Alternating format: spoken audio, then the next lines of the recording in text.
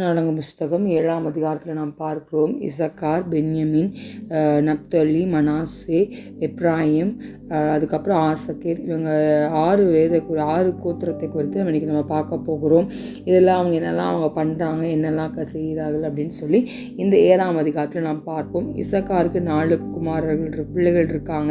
அவங்க நல்ல பலசாலிகளாக இருக்காங்க. அவங்களோட கோத்திரங்கள், அவங்களோட பராக்கிரமத்தை குறித்து அங்கே சொல்வதை நம்ம பார்க்குறோம். சந்ததிகளை விவரிக்கிறதை நாம் பார்க்க முடியும். பென்யமின் கோத்திரத்திலையும் அங்கேயும் அவங்களோட பிள்ளைகள், அவங்க சந்ததிகளை குறித்து அங்கே சொல்லப்படுவதை நாம் பார்க்க முடியும். இவர்களில் யுத்தத்துக்கு போகத்தக்க சேவர்கள், பராக்கிரமசாலிகள் 17,200 பேர் இருந்தார்கள் அப்படின்னு சொல்லி பார்க்கிறோம். நப்தலியோட பட்டியலை பார்க்கிறோம். அங்கே அவனுடைய பிள்ளைகள், அவன் சந்ததிகளை பார்க்கிறோம். மனாசே அதே போல் அவனோட குமாரர்கள், அவனோட சந்ததிகள், அங்கே நடக்கிற காரியத்தை குறித்து நம்ம பார்க்கிறோம். அதுக்கு எப்ராயிம் குமாரரை பார்க்குறோம்.